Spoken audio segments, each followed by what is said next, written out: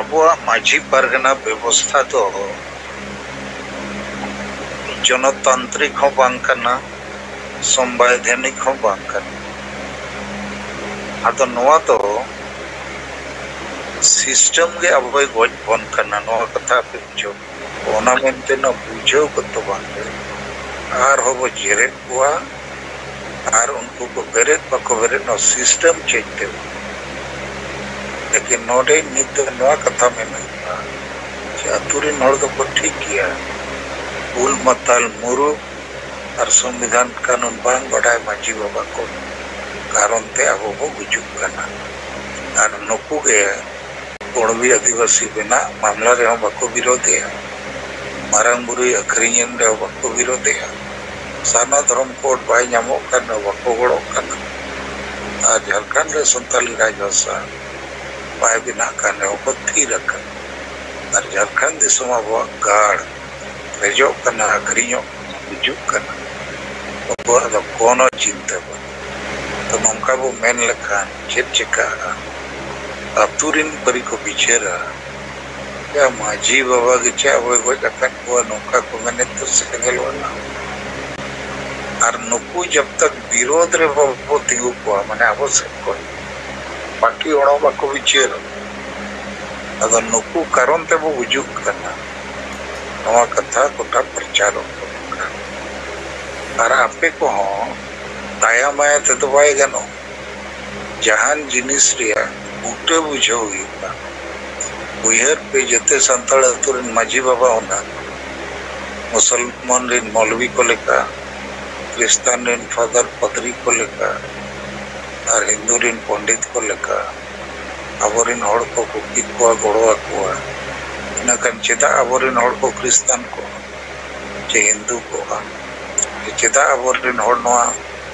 असा बसा यदि धर्म रोजगार बचाव रे बाको बड़ो आबुआ माझी परगना व्यवस्था तो जनतांत्रिक हो बांग करना संवैधानिक हो बांग करना आदो नोआ तो सिस्टम के अबुए गोज बन करना नोआ कथा पे बुझो अब जहाँ सिस्टम ते माझी परगना व्यवस्था वो चलावे है नोआरे तो माझी बाबा माझी इधर के माझी बिना करना उन्होंने संगे पुल मतल मुरुक को संविधान आइन बांग बुझो को के अतुरिन माझी को बिना करना अदो नोडे तो मिट पर माझी को सोचे को उन्होंने तो बाय कमी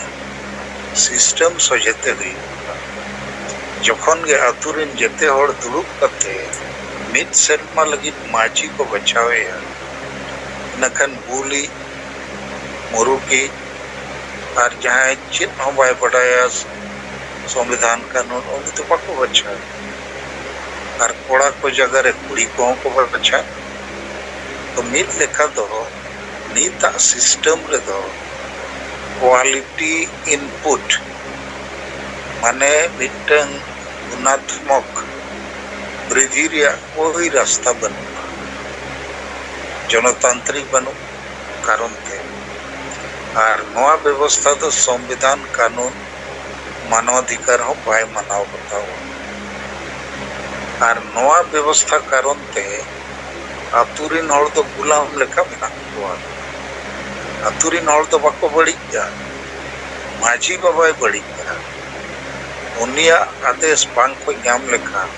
नुकु बाको तड़म दाड़िया कारण उनिया लगती पड़ा कना बपला बड़ा छुट चटिया तो अबो नीत आड़ी मरंग महायुद्ध रे बना को हसा बसा जाति धर्म रोजगार बचाओ दो आड़ी मरंग कभी करना नवा लगी तो मरंग मरंग युद्ध हो गया तो नीत तो अब वो पड़ू करना और पड़ू चौकन रे कारण तो अतु अतुरिन माझी बाबा करना तो नुकु खिलाफ रे अब मिटन उग्र आंदोलन एहब हुयुका और ओना रे एतहब तो न पुतला दहन करना पूरा पुतला दहन चलू मा और नवा रोड़ो मा नुकु को चेदा marang buru rejan reho sarna dhrom code bang nyamok kan reho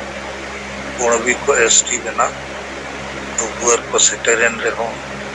Santali bhasa raj bhasa bai bena kan reho CNT SPT kanun ko rapur bachadam kan reho Jharkhand disum card abo akhrinyok kana rejok kana cheda ko thirak nuku karon tege atu disum rin hor ko thirak nuku karon tege atu disum rin hor gulam leka ko sajawak kana unku azadi dorkar kana ar nuku ko to समाज बचाव जगह रे समाज को कमरे में ना हुआ ओनाते सेंगेल अभियान नुकु जरेट को kana हाँ जहाँ को गोड़ो करना उनको तो सराह गया लेकिन गोड़ो को सिस्टम रे बाको हिजू खान समाज सुधर रहा तो बाको कमी दाड़ी गोड़ो रहा रूमो बुलू डांडो डन पंते करेगे ताहना वोट अखरीन करेगे ताहना तो अब नवा जनता नवा सिस्टम माध्यम से संविधान कानून हो अधूरे लागू उचते हुई हमको अदनित ठीक समय करना कुणवी मामला सनातन कोड मामला मारंगुरु मामला नवा को समांगे बना सत्ताली राजवंश और चेदा नुकु को तीरक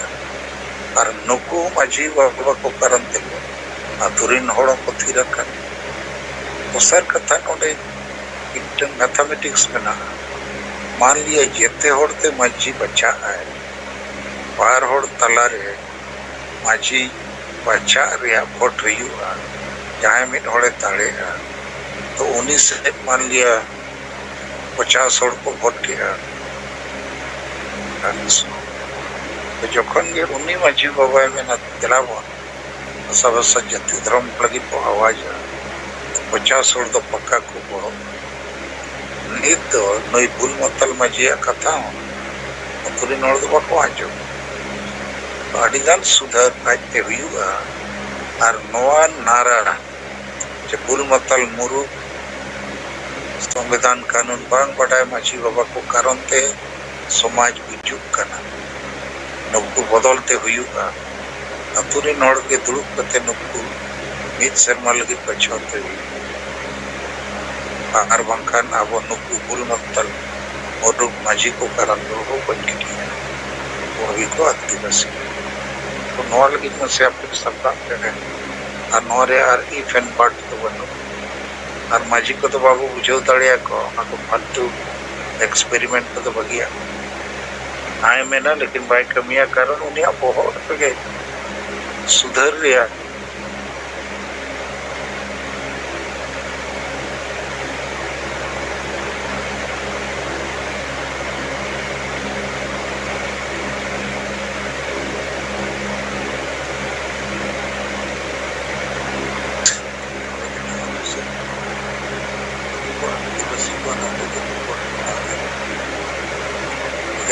मजी 9 किलोमीटर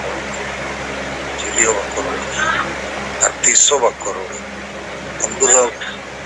चिल करम बुझो या तो बुझो लायक पड़ के बात करना ओना मेंते न बुझो को तो बात आर हो वो जेरे हुआ आर उनको को बेरेट पको बेरेट नो सिस्टम चेंज थे लेकिन नोडे नित नवा कथा में नहीं अतुरी नोड़ को ठीक किया बुल मतल मुरु और संविधान कानून बांग बडाय माजी बाबा को कारण ते अब वो गुजुक करना और नुकु के कुणबी आदिवासी बिना मामला रे हम बको विरोधी है मारंग बुरुई अखरियन रे बको विरोधी है साना धर्म कोड बाय ᱧᱟᱢᱚᱜ करना बको गड़ो करना और झारखंड रे संताली राजभाषा बाय बिना करने वो थी रखा और झारखंड दिसम अब गाड़ रेजो करना अखरियों बुजुक करना तो कोनो चिंता बन तो नौका वो मेन लखान चेक चिका अतुरिन परी को बिचेरा क्या माजी बाबा के चा वो कथन हुआ नौका को मैंने तो सेंगल वाला और नुकु जब तक विरोध रे वो तिगु को माने आवश्यक को बाकी ओणो बाको बिचेरा ᱟᱫᱚ ᱱᱩᱠᱩ ᱠᱟᱨᱚᱱ ᱛᱮᱵᱚ ᱜᱩᱡᱩᱜ ᱠᱟᱱᱟ ᱱᱚᱣᱟ ᱠᱟᱛᱷᱟ ᱜᱚᱴᱟ ᱯᱨᱚᱪᱟᱨᱚᱜ ᱠᱟᱱᱟ ᱟᱨ ᱟᱯᱮ ᱠᱚᱦᱚᱸ ᱫᱟᱭᱟ ᱢᱟया ᱛᱮᱫᱚ ᱵᱟᱭ ᱜᱟᱱᱚᱜ ᱡᱟᱦᱟᱱ ᱡᱤᱱᱤᱥ ᱨᱮᱭᱟᱜ ᱵᱩᱴᱟᱹ ᱵᱩᱡᱷᱟᱹᱣ ᱦᱩᱭᱩᱜᱼᱟ उयहर पे जते संताल अतुरन माझी बाबा होना मुसलमान रिन मौलवी को लेका क्रिस्तान रिन फादर पदरी को लेका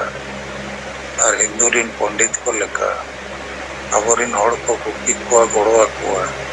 इनकन चेदा अबोरिन हड़ को क्रिस्तान को चे हिंदू को चेदा अबोरिन हड़ नवा भाषा भाषा यदि धर्म रोजगार बचाव रे बाको गोड़ को अदा नुकु दे सांगे बुल मतल मुरु संविधान आईन कानून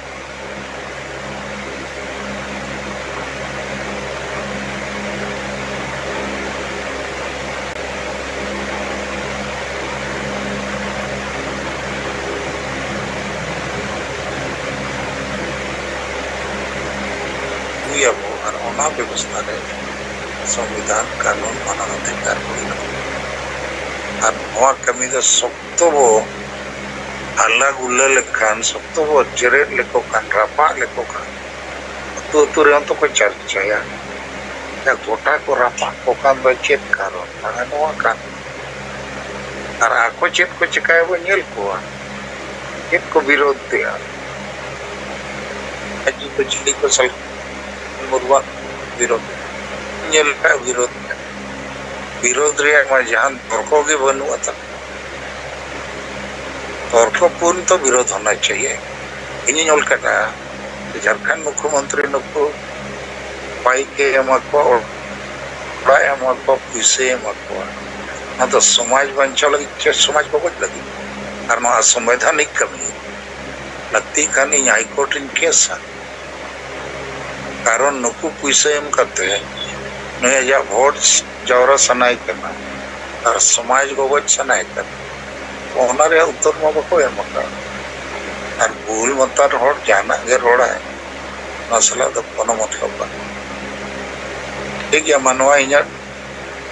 पुष्टो विचार करना और आपे को सपड़ा पे हेमा तीन नोआ सिंगर जुम रे सेले कान दिसोम गोंके और मैडम सला तो सेंगल कमिया को भी जोहार इन देवनारायण मुर्मू पेट्रोवार बोकारो झारखंड आदिवासी सेंगल अभियान झारखंड प्रदेश अध्यक्ष आदो नोए जहां अबो नीत बोन बिचार करना ते नोए नुना खातरा आदिवासी समाज चेतान रे हेना एन रेहो अबो समाज रेन जहां आतु रेन मुतुल खुंटी से आयुरिया कना को मांझी हराम आदो उनको को नित हबी नोए जाति के हेना को और नोआ चेतान रे चेत हो बांग को रोड दाड़ेया ओते दिसोम गोंते सालखान मुर्मू जहां समाज रेन होड़ नुना खतरा सेटेर कान रेहो नुकु मांझी हराम हो और बाकी समाज रेन होड़ हो बांग को चे हो को रोड दाड़ेया कना ओनाते एता सुप्री लेका आबो दो आदो नोआ कथा गोंके रोड काते नोआ विरोध रे दो को दुड़ुक कना जावरा कना को आर को मेंदा सेता सुप्री चिकते मेतावाबोन गापाना 24 तारीख रे ओकारे को जावरा लगिया जेलेका होला सीताराम मांझी घुमते लई किदाय और साव सावते मांझी को जहां नोआ मोटरसाइकिल और मांझी ओड़ा ए एमावा को लगिया आदो नोआ गोंके बयान जहां है इना नोआ दो असंवैधानिक कना वोट बैंक बनाव रे मिटेन जोगाड़ कना आदो नुकु जहां समाज को गोगज कना नुकु मांझी के नोआ को एमावा कोआ माने समाज दो न्यूट्रिगी दोहय लगी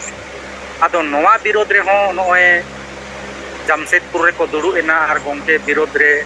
को बयान को एम केदा आदो नोआ को लगी दो नुकु को दुड़ु दाड़े कना समय को नाम दाड़े कना और विरोध कथा को रोड दाड़े कना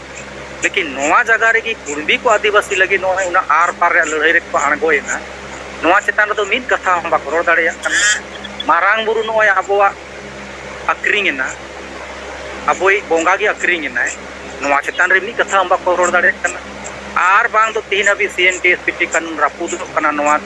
रोकाव लगी जहान कथा को इन अभी को रोड दाड़े का आदो नुकु को मांझी दो माने जहाँ बड़ी कमी लगी गी नुकु दो को माने को नितो हेना कोआ बेस कमी लगी दो बनुक को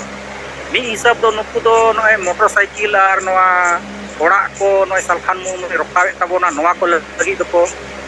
बिचारे दा मीटिंग दा को माने नवा ते बुझा कना नुकु दो लोभी लालची हो काना को आर साव सावते जहां पार्टी को कुंडी को समर्थन का कोआ उनको रे नको गुलामी कना आदो मान लिया नुकु नुना मरांग खतरा है एना और नितो बांग करोड़ दाड़ेया कना और नवा खातिर बा करोड़ दाड़ेया कना जे उनको दो कुर्बी समर्थन पार्टी की को हमु दत्ता दिया ओना खातिर से बा करोड़ दाड़ेया आदो ओनाते नुकु जेरेट को दरकार गया और नॉय जे मीडिया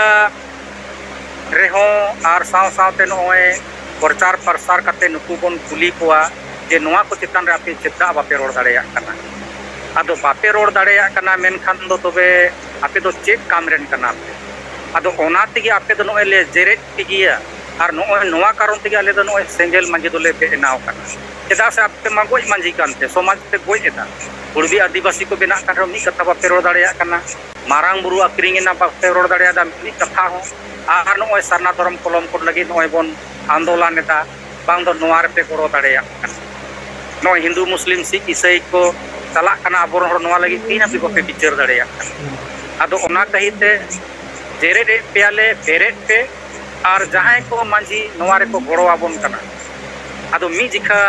उनको दो नॉय बाहा हरो कते बो सरहाव ले कोआ आदो जुदी जहां को मांझी को नोआ रे को हिजु तबोना गड़ो तबोना उनको दो उनका गी बाहा माला ते बोन आराव कोआ सरहाव कोआ और बाकी मांझी को तो बाको गड़ो कना उनको को दो पुतला बोन जेरेक तको नोआ हुईना और दोसार दो निया जिका जहां कुर्बी को आंदोलन के 20 सितंबर रे आदो नोआ दो नॉय कलकत्ता हाई कोर्ट मांग दो एसटी बापे बेनाव दाड़ेया नोआ खरीज के तकवा एसटी आपे दो बापे बेनाव दाड़ेया दोसार दो 20 सितंबर रे जहां रेल रोड चक्का जाम रे को आणगो लेना 19 सितंबर रे कलकत्ता हाई कोर्ट नोआ विचार एम किदा जे आपे आंदोलन दो असंवैधानिक किताबे आदो ओनाते नोय बंगाल रे दो को घोषणा की किया बांगबोन आणगोना बाकी झारखंड उड़ीसा को आणगोयन और नोड़े झारखंड 144 लागू तहलेना फिर भी को आणगोयना आणगो सुमुंग दो बांगी जहां पुलिस प्रशासन नुकु रोकाव को लई को चलावेना मेनखान उनको सलाह नुकु को तपा लेना को हरदाल कते नोय मिटे मनोहरपुर वीडियो दो ती को रपुक किदा और ओंडेरेन एसआई मिटेन मेना उनी दो ताल भुक केदेया बोहरे माने नुकु दो मी रकम बोन नेला मेनखा दो हिंसात्मक आंदोलन रे को आणगोयना नुकु दो आदो नोय जे ताजा घटना मणिपुर रे नोय मेना नितो चला सिगी मेना और नोवा दो सब को मांग गोंके की नोवा दो पूरा भारत दिसम रे कथाय प्रचार केदा जे झारखंड उड़ीसा और बंगाल रे हो मणिपुर लेकान घटना ना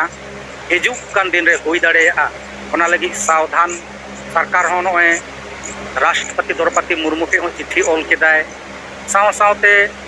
मीडिया तला कोई हो आबो सेंगेल अभियान से कोई प्रचार प्रसार हुई कना जे नो नुंकान अवस्था नोड़े हो सेटेरो कना और नोआ लगी तो झारखंड को दो जेएमएम पार्टी उड़ीसा को बीजेडी और बंगाल को दो टीएमसी दोषीदार कना को आदो और बाकी पार्टी को दो और बाकी नेता को दो नोआ कथा तीन भी बाको रोड रखा बकादा आदो नोआ तिगी नोय माने पूरा मैसेज गुरलावेना और नोआ मैसेज जे गुरला कना ओना कारण तिगी हुई दाड़ेया कना कि कलकत्ता हाई कोर्ट हो नोआ सावधानों लेका डिसीजन ने एम दाड़ेया कना चेदा से समाज रे जा नुना गुरला कना मेनखा शासन प्रशासन या तो अदालत पर जहां को दुरुप कना उनको के नोआ मैसेज चला कान गया कि चे चला कना मणिपुर रे और झारखंड बिहार बंगाल रे झारखंड बंगाल और उड़ीसा रे चे को चला कना और सालखान मुर्मू चे रोड कना हुई दाड़ेया सही के नुनकन घटना ना हुई दाड़ेया ado noy abo gi noa kata la ko ko lelei kana ar noa ekdom hui utar na noy kurbi don to hingsaत्मक आंदोलन लेकर को आणगोयना आदो हाईकोर्ट जहां नुकु असंवैधानिक के करार के तकवा और फिर भी नुकु कुर्बिया नुना हिम्मत आणगोयन गिया को आर नोय प्रशासन को हो माने ती को रापुदा दाल भुए को नुना तक नुकु हिम्मत मी लेका दो उनको दरवाजा दो बंद गया लेकिन जबरदस्ती नुकु दो थिया झी कते बोलो सनाए हुआ संविधान कानून को बांग को मानावेदा और दोसर से जुदी अब बन नेला आबो जहां बो आंदोलन करना सारना धर्म कलम कोड लगी रेल रोड टक्का बो जामेदा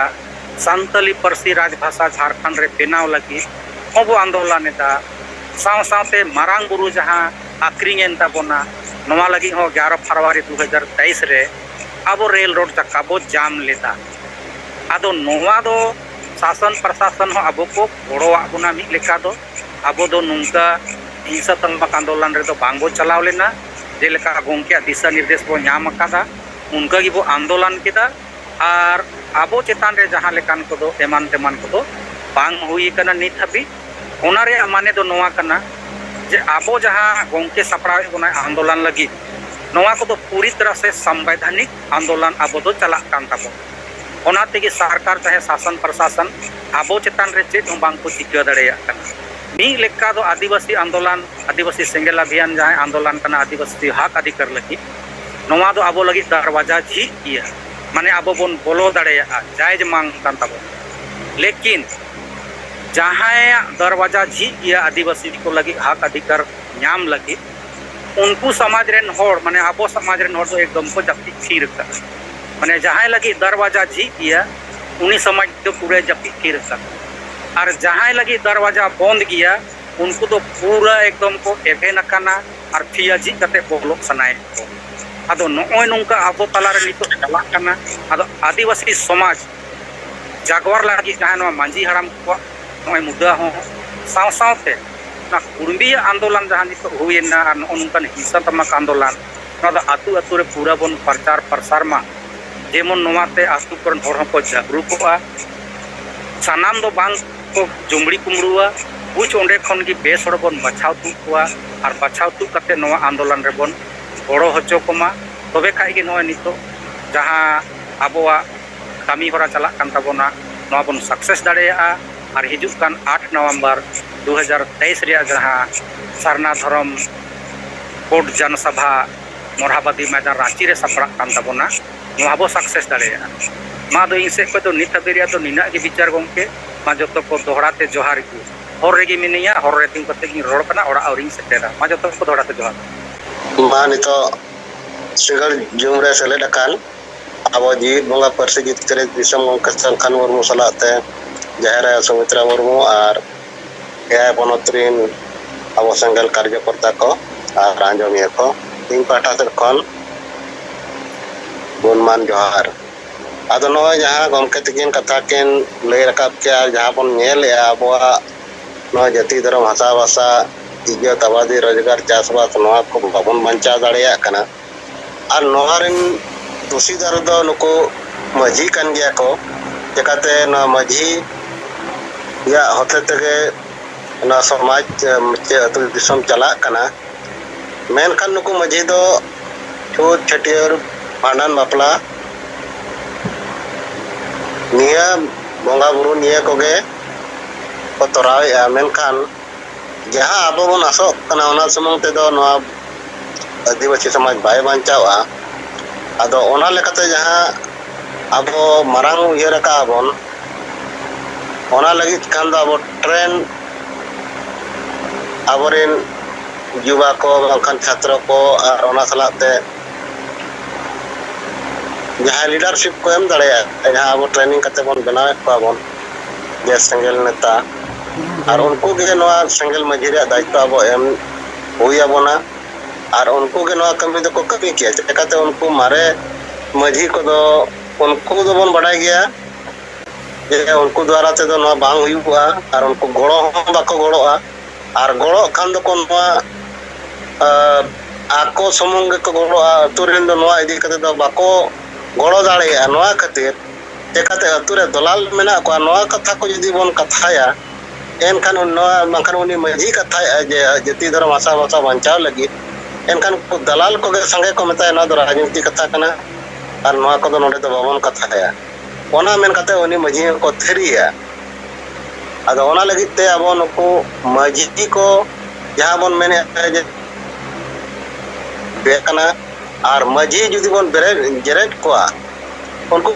बड़ा गया मजी तो ako bon jerejer ko उनको दो आले मन सम्मान चबा कना चिका कना ओना दो को बड़ाया मेन खान उनको दलाल को ले को आज आपे को जेरेjer पे आपे मन सम्मान को चबाए उनको सिंगल वाला नोआ को ले को आदो ओनाते मिटी कथा चर्चा रखा बा और ओनाते नुको अब समाज रिन जहां पिया ग्रुप मेना को लातार कोन तला कोन और चेतान कोन जहां गम के ले का और बनाए लातार जहां तो टोला रिन तलारे जहां चाकरी नौकरी वाला चेतान राजनेता को नुकू हो नोते को एलांगोआ आदो ओनाते अब नोआ दो बार बार हुयु दरकार जेकाते नुकू बार बार बावन जेरे लेका कानो समाज रे नोआ विचार बा हेटर दाड़ेया और नोआ विचार बा हेटर कना माने आदिवासी संगल अभियान कमी हो उना स्पीड बा चला कना आदो ओनाते इኛ मेंदो नुकू दो बुझेव कते रहो बाको कमी दाड़ेया पर्सनली को अब को गोड़ो दाड़े बना लेकिन समाज लेकाते दो बाको गोड़ो दाड़े बना जेकाते समाज रे दो उनको तलारे मेना को जहां चे नुको दलाल को मेना को उनको बाको नो कमी बाको कराव चाया अदो आबो जहां सेंगल मजी मन मेना उनी माध्यम तगे नो दो हुयुआ जहां चाबा जहां बन कुकुमु कना बन जहां और गंके लैया बन कना नो दो कमी जुमीदार जितकरो लगी नो दो नुकु सेंगल मजी माध्यम तगे होई दाड़ेया और माखान दो बाहिवा ओनाते नुकुआ वर्षा रे दो बाबन ताहेना मारे मजी वर्षा रे दो बाबन ताहेना नितो दो आबो सेंगल मजी बनाव कते उनको आयुर तगे उनको माध्यम तगे आबो बन जुमिद दाड़ेया बन और आबो जितकर दाड़ेया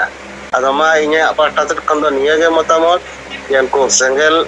मजी आबो बनाव कते नुको मारे मजी को दो जतो बन विरोध को कान बन समाज रे मिटी नोआरिया प्रभाव पड़ा चर्चा हुआ और सेंगल रे कथा सेटेरोआ ओंडे खन बेस हर को हमको ताहन गया जहां चे अब मारे डार जहां मारे डार को नवा डार नवा विचेता बन मेना नवा और को विचार न्यामा अदमा इnya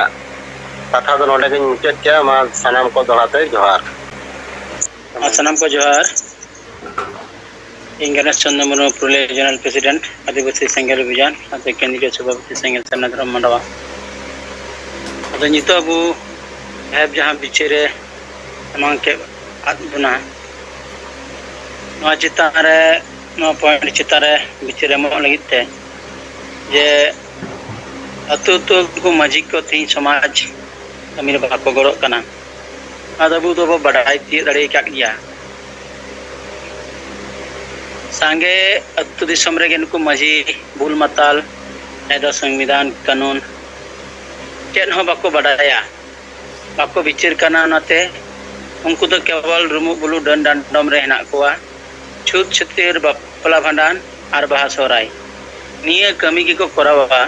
एनखान मिटे समाज बंचा लगिते हासा बंचा लगा भाषा बंचा लगा जाति बंचा लगा नोंकुआ बहरे ना ज्ञान दो बनु गया विचार हो बनुआन ओनाते नोआ चितान रे उन कटे से उनको बाको कमी कना और बाको गड़ो कना एनखान नुकु दो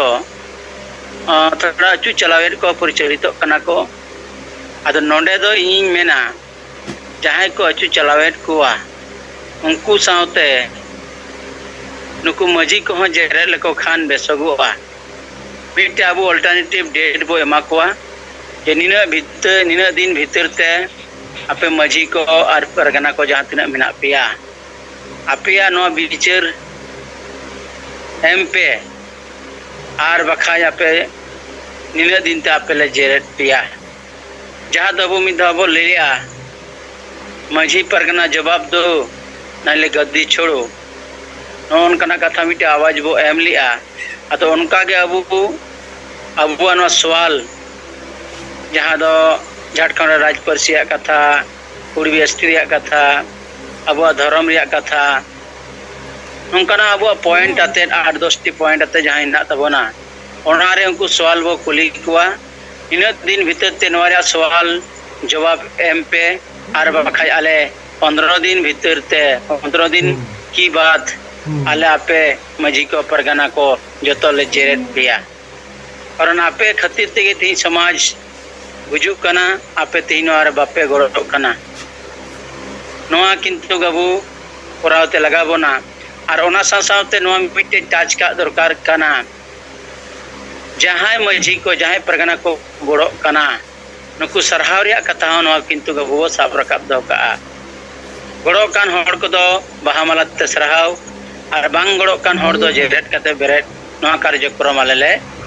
इन तारीख ले आले साबेआ अदो इन पाटा से खना निये गे मतामत इन लई किया मासनाम को जोहार सिंगल जुमरे सेलेद कान दिसोम गंके जीत बंगा सालखान मुर्मू गंके और सामते सुमित्रा दीदी गंके और नवास सिंगल जुमरे गोटांग पुनतरिन सेलेद कान सानाम गंके कोगे अलिंग पाटा गुणमान सेंगेल जोहार अदो अलिंग कुड़ियोना ब्लॉग वीडियो लेकातेलिंग कमी कान तबना मयूरभंज खन 19 तारीख मिटांग प्रोग्राम को दोहलेआ नवा कुड़ियोना जीपी रे ग्राम पंचायत रे अदो एनखान मिटांग मझी को लई कुला दिया जे ना दुर्दिया ओना दुर्दिया सड़खन हो और मझी गोडे जुगो पारानी को नोड़े मीटिंग रे मिदुन रे को सेलेदो अदो उनका लेकाते अदो अलिंग ठन जखन नवा खबर बेवरा को सेटेरना और सुर अतुरनी मझी तबो ललई हेज लेनखान अदो अलिंग सेटेरना अदो अलिंग मेनेआ समाज तले आबोरिन कोगे कोई को नेड़ा ठुके को बनाव का अदो उनका हते अदोलिंग चलावेना अदो नासेना लिंग तायम न्यो एना 12 बजे करे खन को एहब लेआ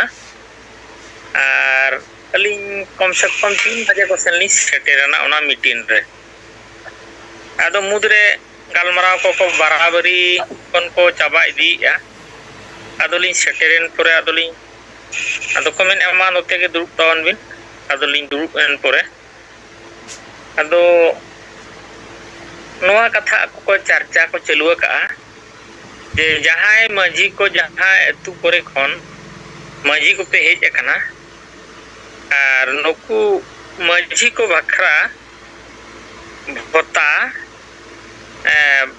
फॉर्म रे फिलअप करते सरपंच ठेन दाखल तावन पे और ना को मेनेआ और को इन तायम को मेनका अबो बोन जुमिदोआ जुमिद करते जहां लेका मोटरसाइकिल को कोई कना और अबो हो ओना लेकाना दरमा बा भत्ता को बोन कोई कोआ अदो उनकाते पीरिन मझी को बचना कोआ और मझी दो को बचा हुई कर दिया और जोगों को बचा हुई कर दिया अदो पारानिक मिट्टी को बचाओ बकिया मेना अदो बकी ना काना दो उनका कैंडिडेट को पंतेट को अदो ना बको ᱧᱟᱢᱮᱫ को दारायते अदो हठात की को मेन गोट करा जे बांगा दुर्गा मरडी बन एमाया केउंटुमारी जीपी अब कुड़ीओना ब्लॉक खन लिंक को न्यू हलांग के लिया अदो लिंग थीर कान गया अदो लिंग थीर कान खान अदो एनखान अलिया ᱧᱩᱛᱩᱢ को तलिका किया अदो को ऑल किया ऑल परे अदो मोबाइल नंबर को कोई के लिया अदो अलिंग दो थीर कान गेन अदो अलिंग सुर ना जाय मजी को ko tahe kana do unku ko em got kya je na takin nombor ko ado enkan nombor ko idi ki le ol ki ale ado mudre tayom te ado ko lei ataba ठीक gya abo do nitong do abo bon jumidoa ar abo babo hocho ar abo aidari bon idiya ar lage te lage nitok do paranik lekate nitok do bon nyum halang akau dia Durga babu adi bes moj dara kamiya tabona ar bes orbon nyam akat dia ado unkate enkan ado inage iye kate ado na ko meeting ko onde ko sabha sango ka sai gota ka ko ado mudre ado enkan alinya motamot em lagi adin ni tingguina ado lin menea gongke tabon ado sanam ko ge alin adi gunman johar ado tehna midun re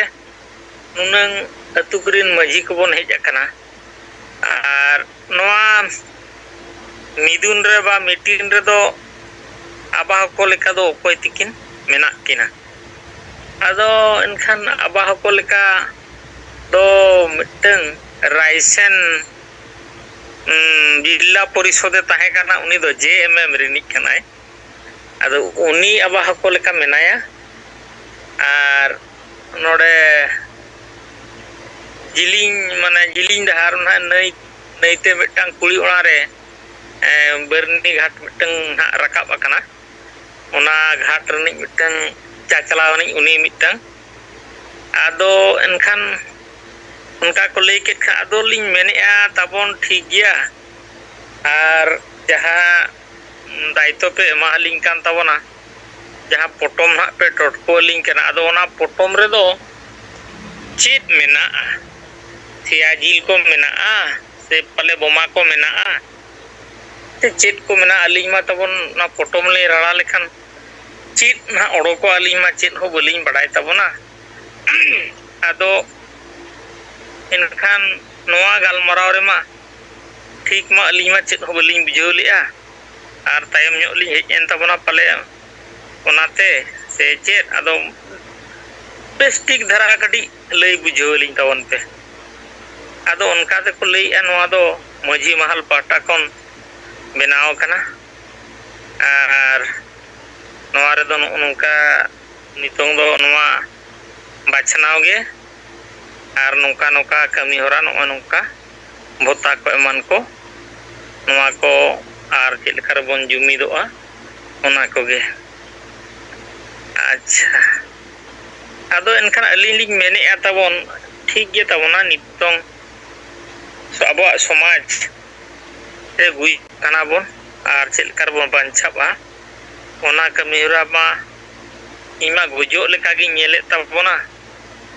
Arima berbanyak bahkan atau jauh dan ke hoa kau ding ke tening hej akana ado jaha gadi re engine go hor kana ar hor ko jaha tina daba re mena ko daba ko celu kana kan engine ha hujuruk kan daba ko joto hujuruk ado ape pe gujuk kan aling huling gujuk gya tabon ado noa thauke dhara ape bujhau tabon pe ading meta ko kana ado aling ma adigan ling kami kana samaj lagit ma adigan time ling emea ar samaj khatir tehen noa meeting ho ling seter ling hejena ado apo noa jo tehna meeting maji mahal ko te mane disom re jaha tina pe kami kana ar pe नोडे पे आलोचना जहाँ तीन आजम किया अदो main को मेने सालखान मुर्मू खातिर तेगे आबो बन जितकर खान बन उनी खातिर बन जितकरोआ बांखान उनी खातिर गे बन बुड़बा ओना दो को मेने गया मेन दो आदो ओकोया कथा ओंडे दो बाको अगुई अगु दो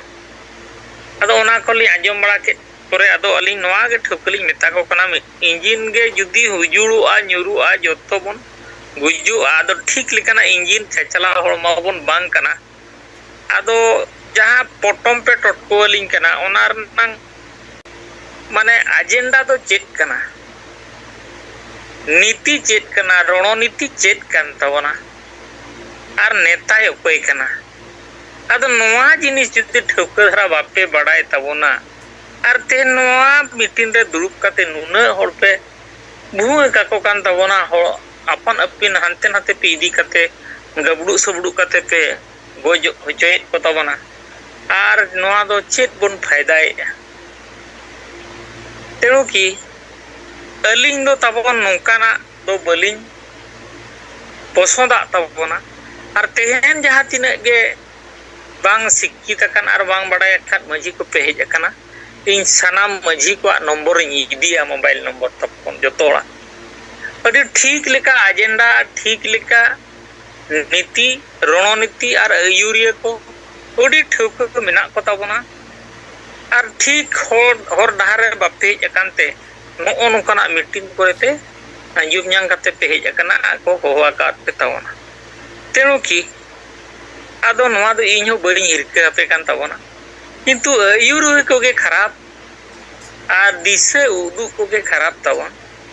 और नोआ तीन भूर अबो जदि बाबन सुधरो और बाबन ठीक हुआ एनखान अबिन आयुर ते अलिन चला अलिन हलिन गुजु और अबिन अबिन गुजुआ अदो ओना को मेन कते अदो अलिन पर जतो को थीर थारना चुपचाप चवायना अदो 6-7 गान मजी को बेरेट एनते अदो मेने को नुकिन गोंके जहां किन मेने आना ठीक कथा गे अब मा अडी गान हाना नवा संगठन कना बन तबे चिदा अदो लिन मेने आ संगठन दो ओका संगठन खराब कना ओका बांग खराब कना अदो अलिन तरफ रे जहां तिन लिन कमी कना अलिन अदो लिन लई पे कान तबना मजी को पे अंजम पे पिया मुख्यमंत्री को रापागो कना मेता को कना लिन अलिन जहां तिन लिन बड़ाया और लिन ठुक धरा लिन लई पे का तबना चिदा ओडिशा ने मुख्यमंत्री चिदा बो रापाए कना पा टीएमसी ममता बनर्जी चिदा बो रापाए कना पा हेमंत सोरेन झारखंड सरकार चिदा बो रापाए कना आदो ओंडे खन कटी तर्को हो राकाब एन परे आदो को मेने आले मा गंके बाले बड़ाया मा लई बिन तबो आदो लिन मेता को कना वेस्ट बेंगल सरकार ममता बनर्जी उनी दो नवा खातिर बो रपाए कना सरना धर्म मा प्रथम राज मा सरी की आर है सरना के आर 3 और 2 मिसालन खान मिटन दो 5-6-4 हो मेने होना हो रेट के ठीक के आर मिटन 5-6 ओना रेट के बारिया दो चिल करे हुआ तेणु की सरना धर्म रे नुआ आज पूरा 100% गलती किया और कुर्मी को एसटी लगित थे आज ओना सजाग और तैयार थे आज सेंट्रल गवर्नमेंट जनावाय और तेहन अब मजी महल को खान जहां बन दुरुप करना चेक पट्टी करे और जहां आयुरिया नुमा जे मेम रिनी कान तबना ताने बेस ठीक ठुकलिन बड़ाय अलिन मा अबवा 9 नंबर जोन रनी कना प्रतिद्वंदिता ताहेलेन तबना रायसेन बाबू हो से बांगा हो सरी गे तेणु हेमंत सरकार मा प्रथम मा अब सना धर्म बन खोजो कना सरना धर्म मा बन खोजो कना सरी गे किंतु मारांग बुरु के तो एक्रिंग का तबना 2023 जनवरी 5 रे अदो मारांग बुरु के जदी एक्रिंग के अदो नोतेरे चिली बन जोफार गोसाय बड़ा को और कुर्मी को एसटी लगी उनको है तैयार काको कना और आज वर्षा हो बाई चलुई अदो उनका नहीं सरकार हो अब बन नमस्कार आई और माँ हो बेस गेम गोजे लिया सबन सराया सब रपाया से चिल कर बन चेतनाय नोआ दाराय कते उनी को ये और उड़ीसा रे नि मुख्यमंत्री नवीन पटनायक नोई जहां लेका को रपा एकना ले निन तारीख नोडे बारी को दारे नोका रपा हुईना तीनंग हर मजी को बारे पे मजी को लिंगेल के चलावा को आदो हो अली चलावा उनका को लई के नुई दो नवा खातिर जे कुर्मी को एसटी मा और प्रत्येक माने ब्लॉक रिन तहसीलदार को राजस्व विभाग रे उनको को चिट्ठी अकाउंट को तो नुवा तो ठीक बांग कना जदी नुको को एसटी आ अबवा हालत एकबारे खराब बेरेल ते रसुन लिखा को जम बो अब मा उन बाबो चला का प्रत्येक अतु रे महतो को मेना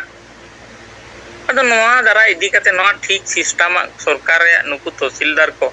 तो नोआ रना प्रक्रिया आ लड़ावना ठीक बांग खातिर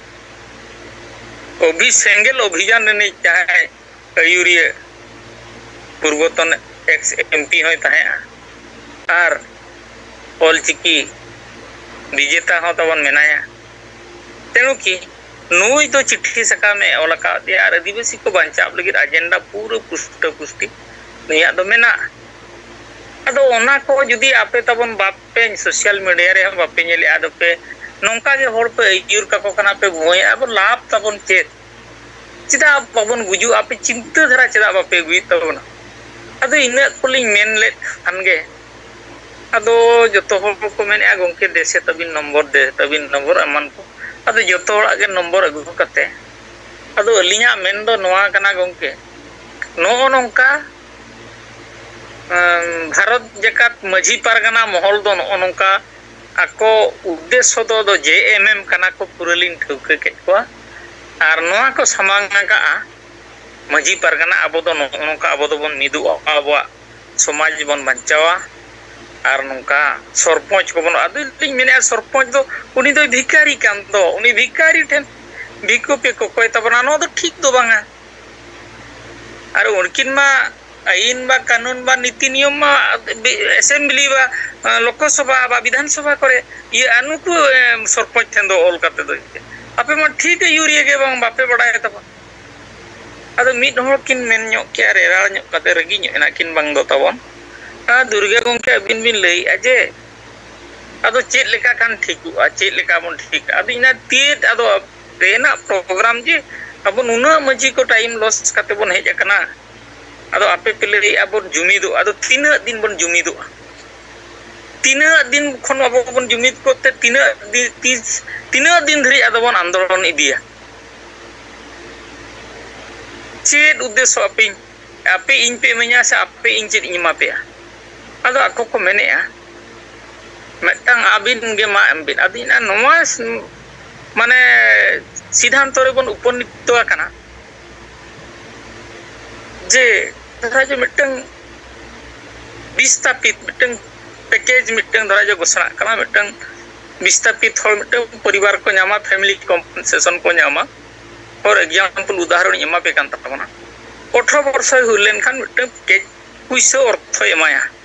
तो 18 वर्ष मा दिन के को गिदरे मा को जन्मो आ दिन के को हुई दी 18 वर्ष तो सरकार दो दिन के उनको तो पैकेज एमा को ओना निर्दिष्ट मसिया सुध आको मिटन कट ऑफ डेट थाहेना और इन मसिया रे आको 18 वर्ष जदी को हुई को आको उनको पैकेज को नाम दाड़े अदो नोंका के मिटन नोआ दो केवल अब दिसोम रे जहां तिने आदिवासी सिंगल अभियान इदी तबना नेता सुप्रीमो उनका तो मजी महल को और ओकोय नेता को हम बापे मेता को कान तबना आपे यार बापे बड़ाय तबना बड़ाय ना तो निर्दिष्ट मिटन मिलित जाति संघ में पास का निन्न मसिया धरी कि अब भाषा को धर्म को अब समाज ना जहां तिना के डेवलपमेंट ना बन इदी दाड़िया और दिन के 200 वर्ष धरी उनका तो बाही तेनो नोआ जहां तिना यूरिया पे बनाव कना तेन ठीक धरा बुझो पे शिक्षित होड़ कान तबना पे होड़ ठेन आलो पे आपे बेस ठीक बुझो पे हना नवा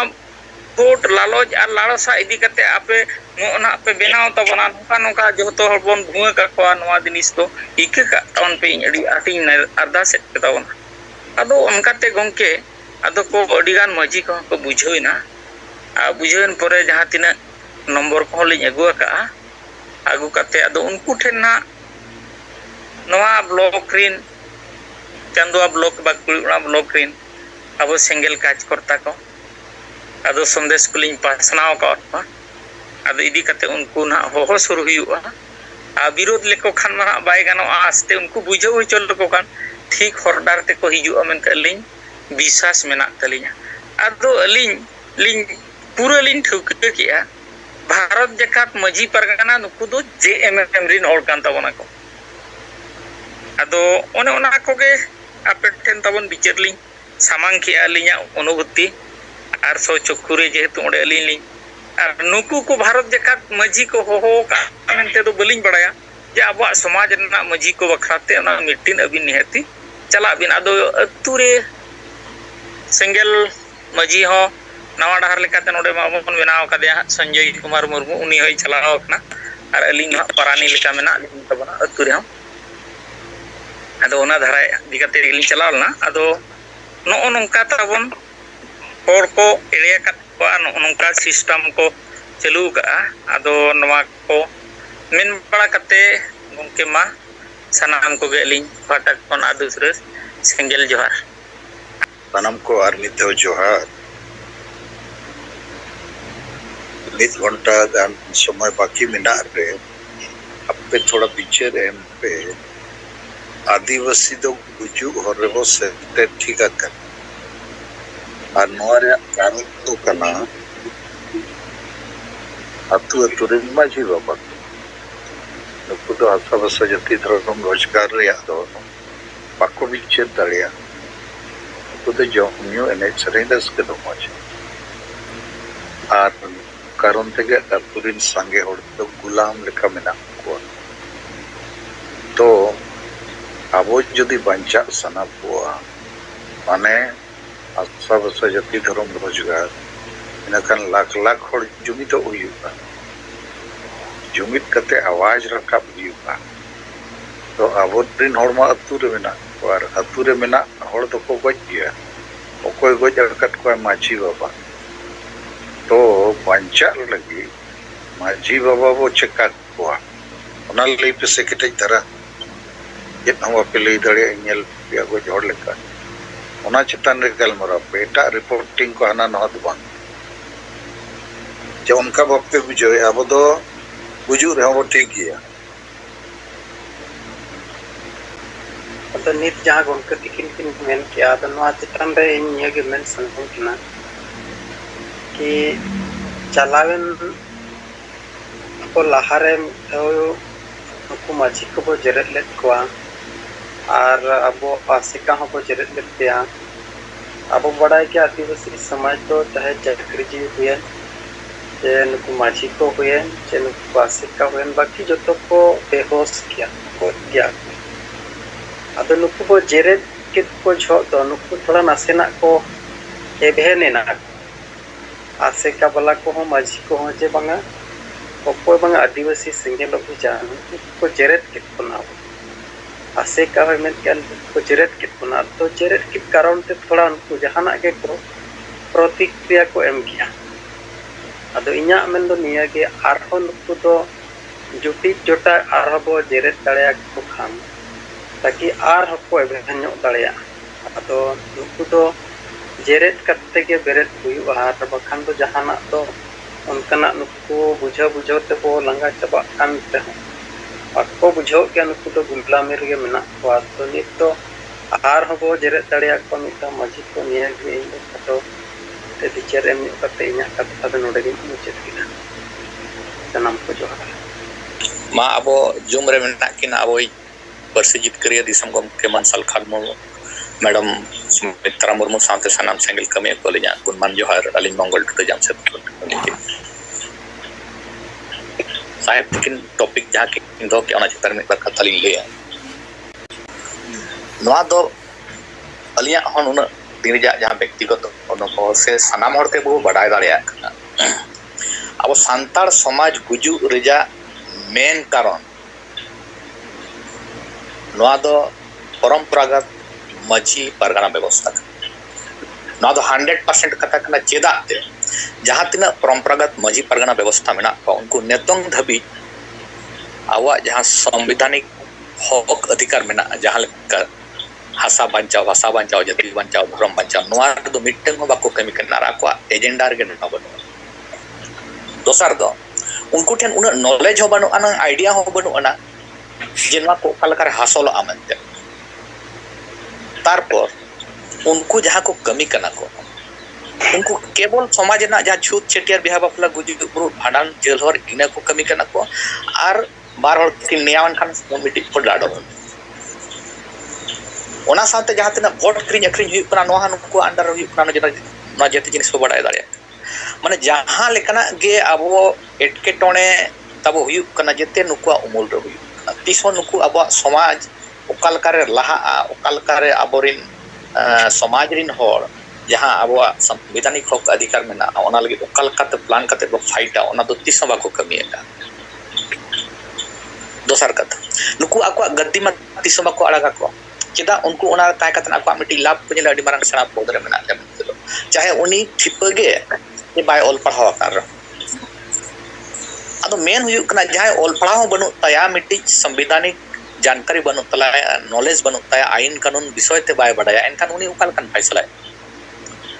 अदो मिटी जहां गद्दी रे दुरुब कना समाज नि अयुरिया उनी ठेन के नॉलेज बनु ओना एनखान उनी उका से कर दई दिया समाज उका से नहीं दिया क्लियर कट कथा ओना क्षेत्र ऑनकान एलिजिबल होड़ ओडे दो दुरुब दरकार जहां मिटी समाज बेस होरते अयुर दाड़े ठिका दाड़े आज समाज ओकाला करे बांचा आमेन और ओना लगी तिखान दो परंपरागत व्यवस्था खन बदल काते दो जनतांत्रिक रूप ते ओडे मिटी मजी बनाव दरकार से पारगना बनाव दरकार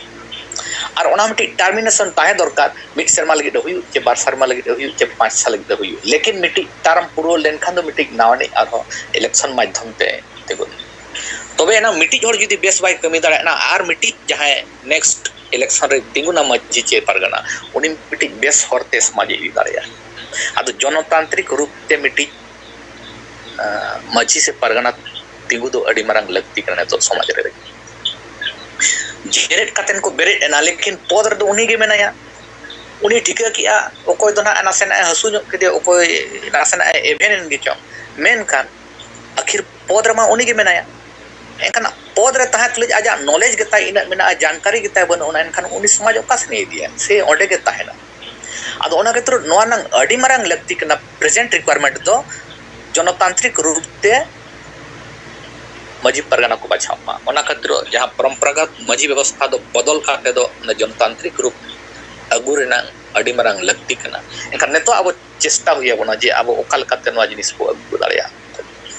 जब तक जनतांत्रिक रूप ते मजी को बाको बदलो आको तब तक अब सांताल समाज तिसो बायला करने तो अब ओना चैप्टर दिमाग लगाओ हुई बना चेत बो चिके लिखान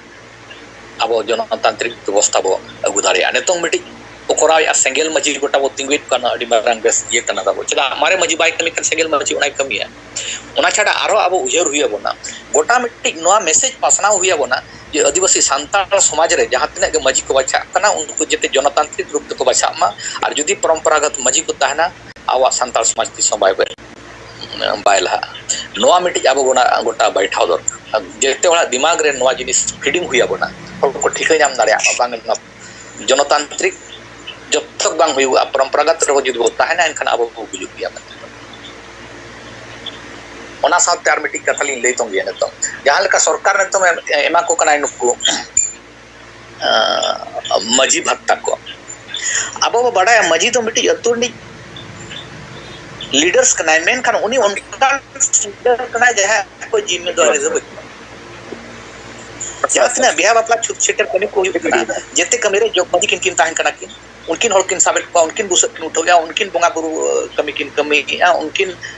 भाड़ान हल जल हर पर गोटा सिन गोटा नि किन ताहन कना किन मजी दो मिटी नुतुम रे मेने उनी बाय ताहन कार हो कमी दो पारमो कन मिटी गपला रे मजी बाय ताहन कना अठो कमी पारमो कना जोग मजी की जेते खरा उनका के भाड़ान करे मजी बाय ताहन कार कमी दो तोरा कन गया मन तो लइबो कना मिटी सामाजिक कमीर दो अतु हड़ को कराव या को मेनकान भत्ता दो ᱧᱟᱢᱟ मजी नोआ ओका सोजे सोजे नोआ दो वोट रे पिए कन एजेंडा करते सरकार जुदी संताल समाज ना आदिवासी समाज रे जुदी उनी उयहर में डेवलपमेंट लगी तो एनखान दो अतु ᱧᱩᱛᱩᱢ ते मिट्टी फंड दो एमो दरकार ठोना मत मेनखान मजी ᱧᱩᱛᱩᱢ ते फंड एम काते तो वोट ना राजनीति हिरा मजी जुदी हिसाबे इना तीरे एनखान अतुरिन होड़ इना फेवर रे वोट एम छ दाड़िया को सरकार ओना कना नीति को और नौनका नीति खातिर उनको परंपरागत मजी आको कुसीते ओना आको पद होबा अड़ा सनाय नौनका मजी भत्ता ले जामा मेनते अदो नोआ को अडी मारा गुजु नंग डहार नोआ दो तैयार ना झली गे तैयार ना बोले अतु होड़ा का दिमाग रे नोआ जिनिस बैठाव दरकार कमी कना बो अतुरिन होड़ भाड़ान झल धर रे बेहा बापला रे अतुरिन होड़ गोटा सिन गोटा नि को ताहेना को जहां को ओंडे को साबा कना कमी रे और भत्ता दो हातवा मजी नोआ ओका लेका व्यवस्था आदो नोआ जिनिस को जेते अतु हड़ा दिमाग रे फीडिंग हुई तबना नो विचार धारा को सबाव हुई तबना अतु हड़ को ठिका दाड़े आमा जे आबो ओका लेका रे बुजुक कना मेनते दो आदो नो परंपरागत मजी व्यवस्था बदलते हुई पलटावते हुई तबे एनंग आबो सान्ताल समाज बो बांचा और बांखान तीस बाबो बांचा दाड़े मानिए को मेन खाते गे अलिया कथा नोडे लिंग जिरावया ते सानाम को दोहरा खाते गुणमान जोहार तेनो सिंगड़ जूम मीटिंग रे अबोय दिसम गमके मार्सी जितकरे जीत मुगा Salkhan Murmu madam Sumitra Murmu youth leader Tilka Murmu और या राज खन सेटर कन जुते को सेंगल जोहार इन भीमा मुर्मू केंद्र संजय जा अद नय जहां साहेब मिटंग कथा अगु का चे नुकु माझी पारगना को नुकु के पूरे समाज को बुलम का आ नुकु जुदी बाको परिवर्तन एनखान समाज तो नय को गोज अगु केट गया आद नुकु आर हो नुकु बो रापा कोआ रापा दरकार आ चिकाते नुकु ठेन गे पूरे समाज में ना तो और उनको के नतो नय चेन हो बाको बडाया उठे कमी रे मेना को आदो इnya मेन लेका तो नुकु रापा दरकार और नुकु बार बार रापा दरकार आदो नवाते बाकी समाज रिच हो माने समाज रिच एटा समाज रिच को ठिकाया और अब समाज रिच हो के नुकु बार बार को रापा गे को माने चेदा और ओना रे सवाल बन तिंगुयना आदो इnya मेन लेका तो नुकु मिटन थ्रेटिंग बन एमा कोआ जहां के 15 दिन कम से कम जे 15 दिन भीतर ते जहां के माझी को और माझी पारगना चे नवा व्यवस्था नितुम ते जहां को चलावेया संगठन नितुम ते आदिवासी संगठन नितुम ते जहां का माझी पारगना महल आदो नुकु को अब थ्रेटिंग बन एमा कोआ कि नो जे हेमंत सोरेन मारांग गुरु आखरिन केदेया नोय बेस किया चे बाड़ी किया और विरोध दरकार चे बांग उनका के नोय कुणवी को हेमंत सोरेन आदिवासी बनाव रे हानु संस्था का तो नोआ चेतान रे नुई कथा तो विरोध दरकार चे बांग और उनका के सरना धर्म कोड नोआ आबो हताव दरकार चे बांग नोरे गोड़ो दरकार चे बांग आदो नोआ चेतान नुकु बन सवाल कोगा और नोआ चेतार आपे चेदा पे थीर कना नोआ चेतार नोय भाषा हो आक्रिñो कना भाषा हो आक्रिñो कना मारांग गुरु हो आ जाति हो आक्रिñो कना नोआ चेतार नेतो धरि आपे पे थीर कना और केवल आपे नोआ आदिवासी संगठन युतुम ते पे चलावेया और नो होड़ एड़े गे मेना गया आदो ओना इदी कते आपे निना दिन भीतिर रे नोआ सवाल रे आपे जवाब एम पे और जुदी नो बापे मान कान आर हो आपे ले अतार पिया तो नौका मीटिंग अब सोशल मीडिया चे पेपर मीडिया के माध्यम ते गोटा बन अड़ागा आपे निना दिन ते नोआ रे जवाब एमो पे नोआ पे गोड़ो चे बांग आपे आंदोलन चे बांग नुकु नोआ नो को कमी का को ठीक का चे बांग और नोआ रे जुदी आपे निना दिन ते बापे मन खनार हो आपे माझी परगना महल को और माझी को जतेले अतार पिया एनखान नौका ते हुइलेन खान चिकाते नोआ पेपर करे हिजुआ बाकी समाज रे को चिदा करा पागे तबा नुकु नोरे बाको गड़ो कना उनका के आबोरे जहां 80% जहां न्यूट्रल होड़ नुकु हो नौकाते नुकु को ठीक है सारी गे नुकु सेंगेल वाला दो ना दो ठीक को करावेया और नोआ दो मा जते होड़ कना नोआ जुदी आद लेन खान जते होड़ बन आदोआ तो जते होड़ नोरे गड़ो दरकार लेकिन माझी परगना नुकु जुदी नोरे बाको गड़ो एनखान नुकु पूरा आतु से हो बाको गड़ो कना तो तातरी पार्टी आदो ठीक है जे पाटा दो निये गे के नुकु मांग थ्रेटिंग बन एमा को निना दिन ते नोआ रे जवाब एम पे और बांग खाले आतले अतार जिया तो ठीक है जे पाटा से तो निये सनम को जोहार गोंके जोहार अदो अबई गोंके जहा कुकली दोहा का अदो ओना रे अलिया व्यक्तिगत मंतव्य दो नोआ खानाली ठुक धरा लिंग ले तबना अदो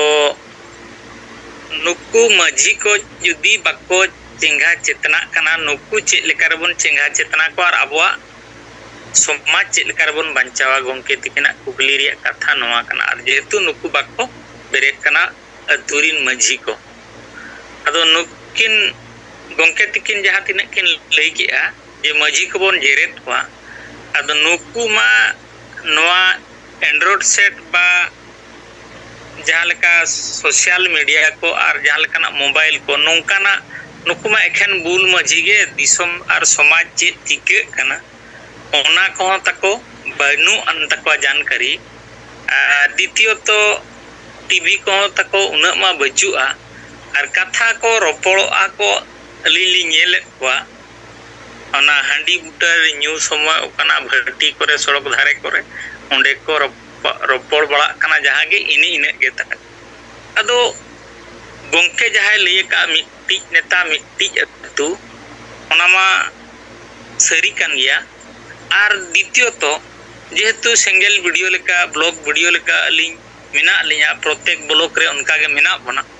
अबो वीडियो मिटंग पेड और चिट्ठी बन ओला ओल काते मिट सप्ताह मिटंग जहां तिने 6-7 टी गान अतुरे स्पेशल मझी गोडे जगो परानी चिट्ठी इदी हटवा को हुयुआ और आपे निना टाइम रे आपे नोआ नोआ समाज खातिर डिटेल ओल काते निना टाइम रे आले ले हिजुआ आर ओंडे बन दुपरुबा आर गोडेत आम अतुरिन जतोड़म होआ को आर नोय चिट्ठी सकाम ले एमत पेया आर ओना बन रिसीव मिटंग अब मिटंग खाता बा जहां लका मेना तबना प्रोसीजर ओना को रिसीव बन इदिया आर उनको बन एमोटो आको चिट्ठी आर नेक्स्ट जहां टाइम बन ये का अबो मिट्टी नेता ओंडे दो पिया पुनिया गान नेता बन हिजुआ और उनको टाइम बन मा को 1 घंटा कान 2 घंटा और उनको बन सचेतन को नोआ धर्म बचाव दरकार हसा बचाव दरकार और जाति जुड़ू बचाव दरकार राजभाषा चलू दरकार मारांग बुरु को ओना को डिटेल जतना बन ओंडे बन सचेतन को और ओना रे आपे चदा बापे गड़ो कना से आपे दिस हुदिस ताबन चे ओना डिटेल ओना ये कते जुदी न परे हम बाको मेसा खान अदो स्पेशल उनको दो ओना जीपी रे बखन ब्लॉक चितना रे नुकु दो डायरेक्ट मजी को दो रपा दरकार कना और ओना खन विकल्प दो लिंग दो अलिया बली नेल ᱧᱟᱢᱮ ᱟᱨ ᱱᱤᱭᱟᱹᱜᱮ मा तबन एम कते सानाम को गे आर दूसरे लिंग पाटा कन जोहार मा दो याली